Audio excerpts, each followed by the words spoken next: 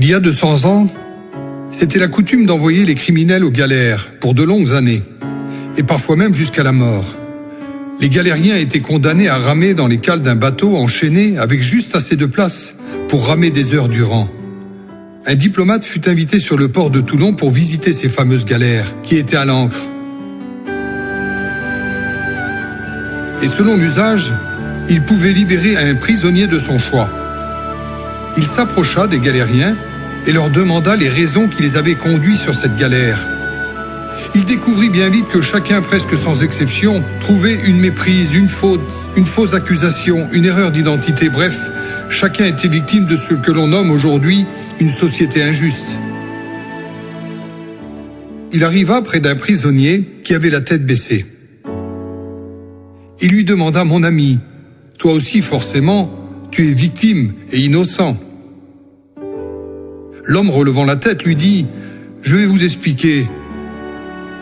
J'étais un criminel endurci, j'ai mérité la mort, et c'est par grâce que je dois d'être vivant. » « Misérable canaille, dit le diplomate, votre présence ici contamine tous ces braves et honnêtes gens. Vous ne resterez pas ici un jour de plus. » Et se tournant vers sa cohorte et les dirigeants du navire, il dit « Voici l'homme que je veux gracier. » La Bible nous dit que celui qui cache ses transgressions ne prospérera pas, mais celui qui les avoue obtiendra miséricorde. Telle est aussi la grâce divine. Elle s'exerce envers les indigents, car elle est par définition une faveur imméritée. Paul dit à Tite, « La grâce de Dieu a été manifestée. Elle apporte le salut à tous les hommes. Elle nous enseigne à renoncer à l'impiété, aux convoitises mondaines et à vivre sobrement dans le siècle présent. » Prenez un homme dans une cellule de prison. Le verdict du tribunal a été coupable et la sentence c'est la mort. Il est dans le couloir de la mort, vivant dans la crainte du jour qu'il ne connaît pas. Tôt le matin, il sera tiré de son sommeil pour s'entendre dire qu'il ne lui reste plus qu'une heure à vivre.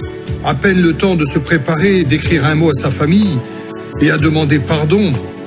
La condamnation est tombée, il n'attend plus que l'exécution. À moins que rentre en ce temps-là la grâce royale ou présidentielle qui vient s'exercer en sa faveur. Notre situation est la même.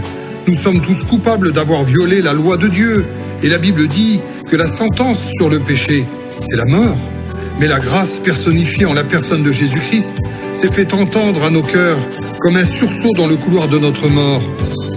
La grâce rendue publique, Jean dit d'elle qu'elle est venue avec la vérité par Jésus-Christ. Cette grâce marchant sur les chemins de Galilée, accomplissant des miracles, cette grâce parlant des mystères du ciel, la grâce chez les pharisiens qui voulaient mettre à mort une femme pécheresse, la grâce crucifiée sur une croix pardonnant ses bourrons. Cette grâce insultée par les hommes et agonisant après de longues heures de souffrance, la grâce agissante et expirante offrant un salut à tous ceux qui voulaient la saisir. En cette année de grâce, je pense vers chacun de vous en vous suppliant, accepte la grâce de ton vivant, elle est un don du Tout-Puissant. Amen.